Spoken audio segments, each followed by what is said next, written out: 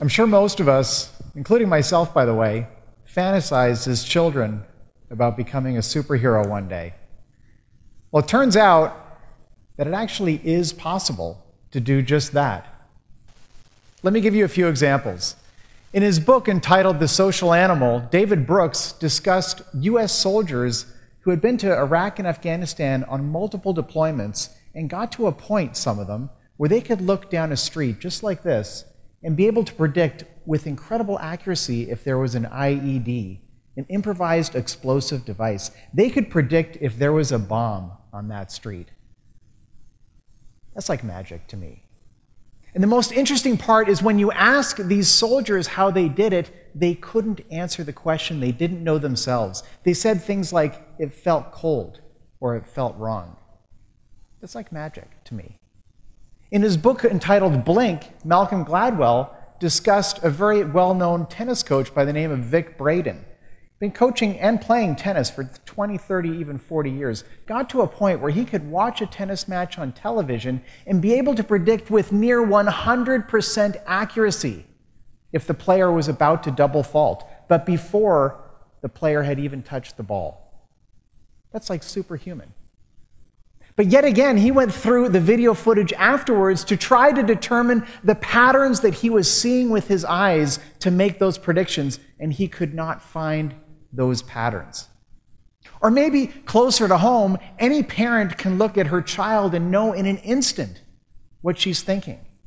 And of course, we've all driven on these California freeways and we see a car in front of us in traffic and we know that that car is about to change lanes. But before they've even activated their blinker, we saw something. We didn't know what it was, but we knew that car was about to change lanes. And then sure enough, the car changes lanes. These are intuitions. These are intuitions that we develop when we have familiarity with a given situation.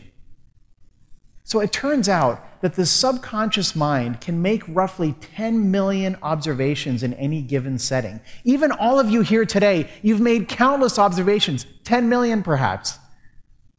The seat you're sitting in, the people around you, a piece of lint on the floor, a scent in the air, if it's hot or cold, how you feel with different thoughts. These are all observations that you're making all the time.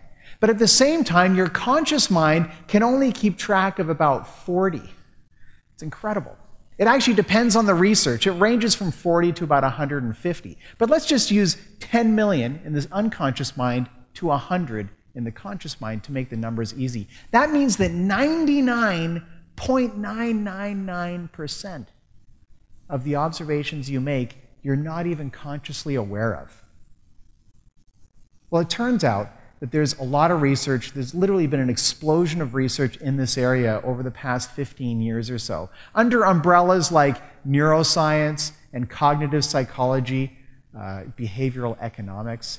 And the scientists who are conducting these studies and doing this research, and also the authors who are writing about this research, tend to focus on, number one, understanding the immense capacity of our unconscious mind, or two, the implications for companies who are trying to use this information to help them market their products and services more effectively, or three, how we can in fact protect ourselves from the snap decisions and the snap judgments that we make as a result of these unconscious observations.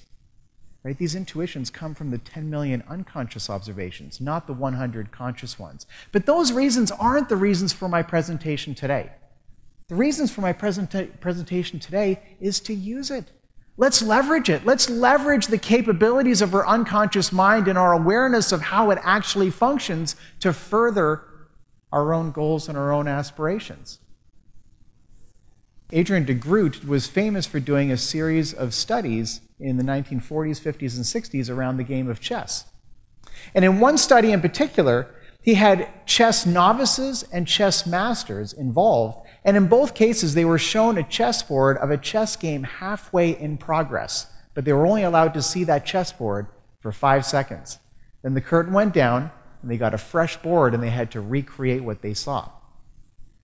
And the chess novices, this was really a difficult task. And they got on average 4 or 5, maybe 6 pieces right. After that, they couldn't remember anymore. But of course, for the chess masters, this was easy because they had the familiarity. They could chunk the information down. They saw this storyline of the game in progress. They saw the strategy of both sides. So for them, it was very easy to recreate what they saw. And so what we learn is that intuition, these intuitions, are in fact a combination of experience and expertise. When you have experience and expertise in a given area, these intuitions, these almost superhuman intuitions, come automatically.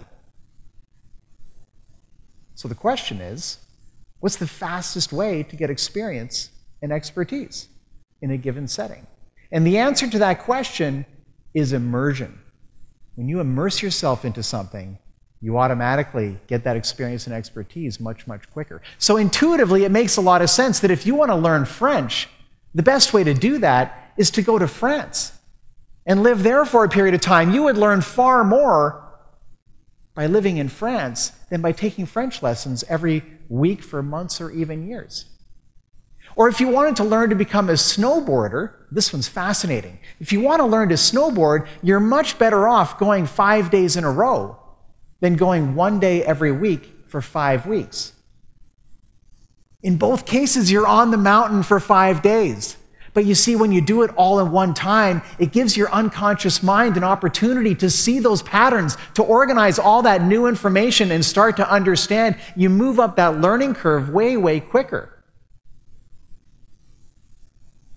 And so my challenge to all of you is to take a more active role in your own lives. With this knowledge, take a more active role and use immersion. Incorporate intentional immersion into your lives in the areas in which you're passionate.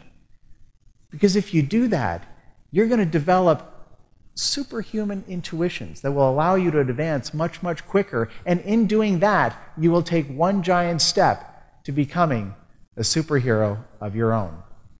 Thank you.